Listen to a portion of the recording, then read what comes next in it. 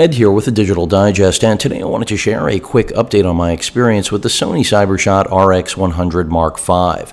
Priced at $1,000 US, really $998.99 or whatever it is. You are looking at the most expensive pocket camera on the market, just like the RX100 Mark IV before it. Keep in mind that the RX100 Mark IV has gone down in price. It's currently at $899, so $100 less than this camera, but that doesn't mean that this is worth overlooking. I mean, if you're stepping into that realm of spending, nearly $1,000 for a camera, you probably should give this one a look before you decide to save yourself $100. And I will be comparing this as best I can to the RX100 Mark IV, even though I don't actually have a functioning Mark IV anymore because of the Hurricane. But what I can tell you, first impressions after all, this is an update. Everything on this camera is pretty much identical in terms of form and almost in terms of function. Of course, the new autofocus system with the 315 points of detection on sensor, I believe that's 65% of the actual 1-inch 20 megapixel sensor in terms of coverage, does make a marked improvement in autofocus capability. Also, the autofocus speed, of course, has been improved. We're looking now at 24 frames per second. It achieves focus in up to 0.05 seconds. So that's a pretty big difference from the 16 frames per second on the previous gen. Now, for a $100 difference, I would say this is by far and away the clear winner. If 300 separated this and the 4th gen, then it would be tougher to justify picking this up. 4K video samples have been solid on here. I know I haven't posted any yet, but you can be sure I will be. The key difference I've noticed with 4K on here as opposed to the Mark IV is that even though it is still limited to 5-minute clips, I am seeing overheating, the threshold for overheating being greater. In other words, I can record, I would say, 4 or 5-minute clips, at least 3, before I get a real overheating where I have to pop out the battery, throw in another, and then, the camera may or may not actually work. With the Mark IV, sometimes you got through 1 5-minute clip, maybe the second 5-minute clip, but that pretty much hit the wall. Even when I was scuba diving with it on a consistent basis, I found that sometimes on the first 5-minute clip, it would overheat because the water temperature was relatively high, diving in the Caribbean. So it really depends what your first purpose with this camera is. Of course, it is designed to be a still camera first, video camera second, if even second. If you're filming in 1080p, you won't have any problems. So traditional HD formats, fine. But if you're looking for a 4K video machine, this still isn't what, let's say the much larger RX10 Mark III is, that, to me is still one of my favorite cameras because it is really that all-in-one that can do everything. The slow-mo feature on here, the high-speed recording, is improved. That's another thing I'll give it.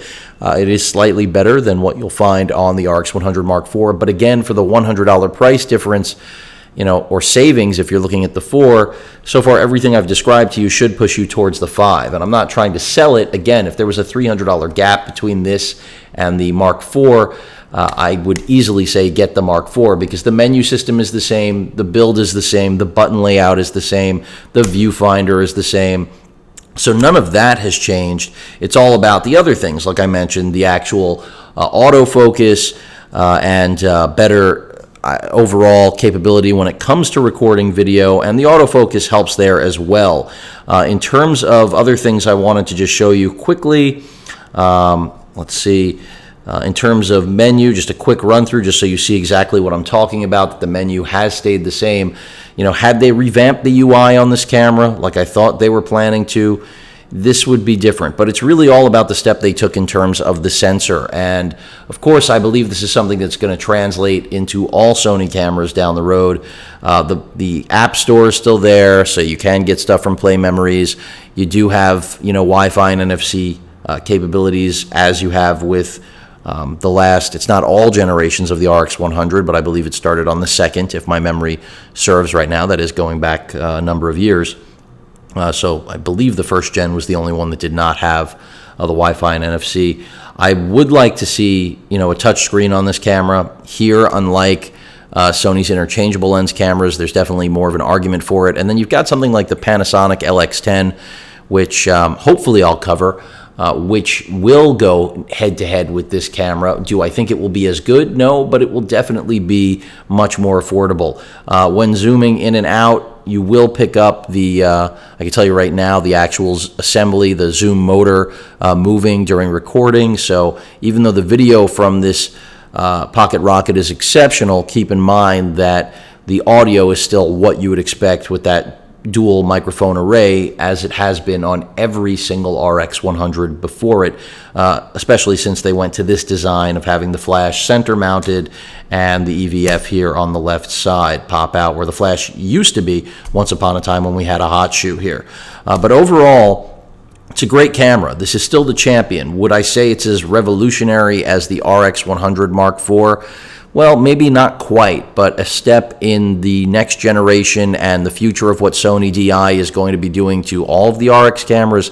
In that realm, it is revolutionary, because I assure you that this was the first camera they were, bringing the autofocus game up another level, or maybe into another world or realm, and we're now going to see that translate through all of their cameras. So I'm thinking, obviously, any new model that follows, such as the RX10, the Mark IV, if we see, another generation of the RX1, we were thankful to finally see one come out. Granted, that's a camera beyond most people's means. It's so expensive for a fixed lens CyberShot, even though it's full frame. The point is, all of these devices in the RX world will likely see now a whole new level of autofocus capability. And that's exactly what we got here. Above and beyond that, the RX100 Mark IV is still one of my favorite cameras, even though I can't use it anymore.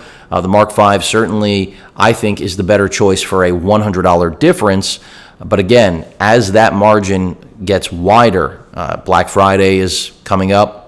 Even though these cameras are, relatively well insulated, they're not the type of things you find on Black Friday. You might find the Mark II or Mark III on sale, but bottom line is that if the gap widens or the Panasonic LX10 really blows everyone away, including myself, this is still the king of the hill in the pocket point-and-shoot realm. And, of course, I will be giving more in-depth reviews, eventually a digitally digested segment on this camera.